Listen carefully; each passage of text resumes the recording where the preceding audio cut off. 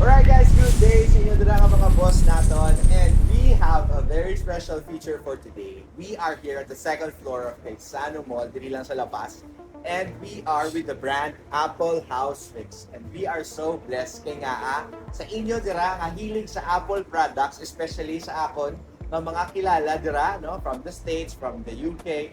Maybe you have already acquired sa mga Apple ng mga products, galibogin ang ulo ninyo when I come back in Iloilo, kundi ito ni ba kayo, kundi ini ang lugar ko sa DNA nga makita ko kung how could I fix it. This is the place for you. So we have Sir Chris Subong, which is ang owner gid sa Apple House. Sir Chris, thank you for having us. Yes sir, yes sir. Salamat. Maraming salamat ha. Yes.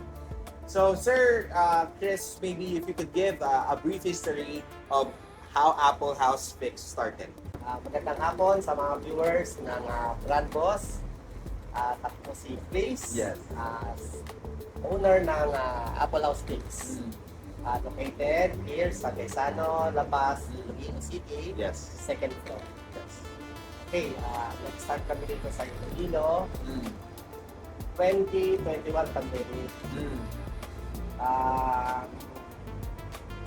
Nagsarado ang shop ko lahat sa Manila nung panahon na yun. Wow.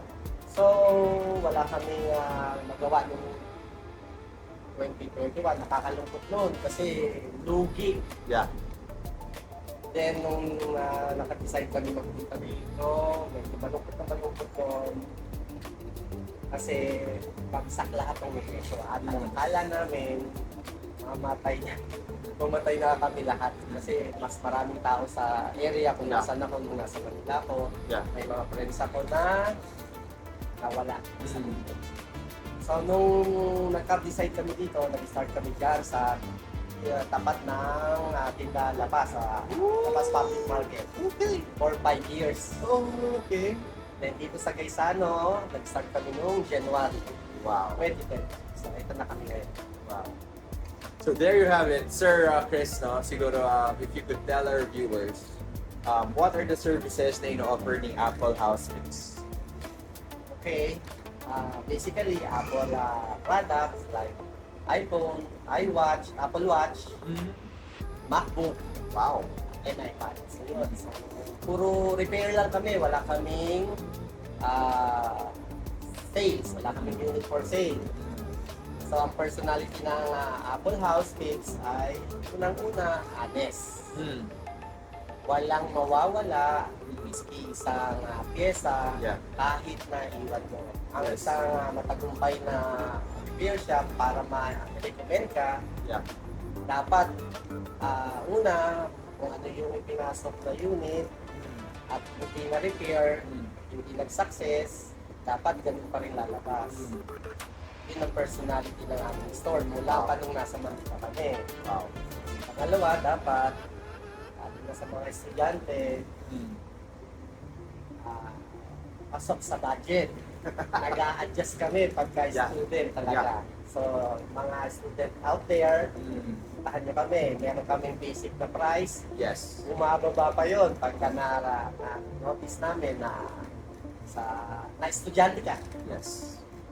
So there you have it. And also, Sir Chris, siguro, one of the advocacies that we have in Bradford is that for the next generation, or maybe they are business people who stopped during the pandemic and they want to revive their business. Ano po, a little bit of advice for these business owners or aspiring business owners. Okay. So, kung kagaya ko, ang plug ko ang technical, ang pag-repair. Since 2000 pa, nung akala natin wala nang pag-asa ng pandemic, Yes. nagkakamali tayo, yung mga huminto na, Mm. tuloy nyo pa rin kung ano yung gusto nyo gawin at kung ano yung linya nyo.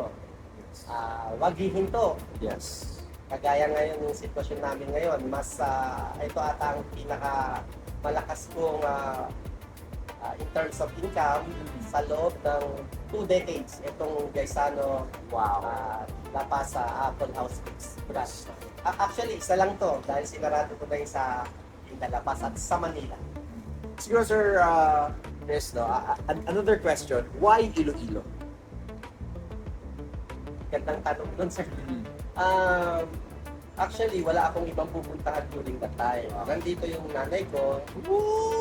Dito ako pumunta kasi nakakala ko during that time, wala na talaga tayo. Oh. Pagdating ko rito, mas payapa, Wow. mas hindi ang tao mas mababait, mas konti ang stress, konti ang traffic, ang dali kang usap ng mga tao, Wow. compare sa pinanggalingan isa. Wow. Nung unang part ko, naramdaman ko agad yun, nag-decide na ako, ilipat ko ang pamilya ko rito, kaya dito na nag-aaral yung anak ko. Wow. At mukhang dito na ako mag-stay sa Iloilo. Wow. At hindi na babalik ko sa nanggaling. Wow. So there you have it, Sir Chris. No? Thank you for sharing that. Siguro, technical question. Okay. What was the hardest fix, Apple fix that you have made? Apple products fix that you have made? Walang mahirap eh. Kasi complete ang parts. Yeah. Walang mahirap. Wow. Ang Apple, lalo na ang iPhone, meron siyang hindi ka magagawa o hindi mapipix pag nasira na yung baseband. So, yung baseband IC tsaka CPU, paired yun. Pag nagbuba yung baseband, hindi mo na siya mapapasignal. Kahit na gaano kagaling ang technician at complete ang tools, wala ka nang magagawa. Hindi mo na siya mapapa-normal. So, mahirap in a sense na walang solution talaga. Pag nasira ang baseband ng isang iPhone. Lahat ng iPhone mula sa lowest, yung iPhone 5, hanggang sa iPhone 17. Wow. So there you have it. It's a pro tip, no, from the expert himself, Sir Chris. When did you start doing this, repairing and all? Paano ka nag-start? Kasi I really wanted to understand. Kasi alam ko, mga unique yung mga tao katulad nyo. How did you start this? Nung maliit ka ba? Pili ka na talagang ano ng mga gadget? Or ano? How did it start? Hindi ako, ang kurso ko ay malayo. Oo. Medical. Ang ina-operahan ko mga muscles. Oh. Nung nawala ang lola ko, iba ang nirepair ko kasi actually ayoko nung medicine ang aking kurso. Nag-ship ako at nag-aral ako na technical. So, halos pares din kasi ino-operahan mo rin yung muscle. Ngayon, ang ino-operahan ko yung mga component na ng iPhone o ng mga cellphone. So, same idea. Dahil nag-aaral ako talagang dinadissect ko yung muscles, Yes. mga isda tsaka pusa noon Yeah. Ngayon, mas gusto ko pa rin at mas in talaga. Wow. Yung sitwasyon ngayon, lalo na ngayon, mahal Yeah. mahal ang gasolina, pero yung communication, Yeah. lalo na yung cellphone, kailangan ng Yes. ng isang katauhan. Yes. So, hindi nagbago yung income. Yes. Tuloy pa rin, marami pa rin nag-inquire at i-convert na as income at Yes. nakakatulong sa community ng Yes. Iloilo. Yes. So, it's a give and take situation. Kaya income kami, nakatulong kami sa community. Yes. Very last, Sir Chris, could you invite all our viewers to please come in here at Apple House? Anong oras kayo open at ano yung mga services ulit na binibigay? Okay, brand boss viewers, tama po ba sir? Yes. Lahat ng mga makakapanood nitong video na to, punta po kayo dito sa Quezano, La Paz City, sa second floor, Apple House Fits. Paglilingkuran namin po kayo ng tapat. Yun lang. So there you have it. If you're a business and you want to be featured next, comment down below. And sa inyo dira, nga may-ara ka mo nga mga maybe guba ng mga Apple products. Kung matsyagan nyo, wala ng sangkop, Apple House Fix will be here.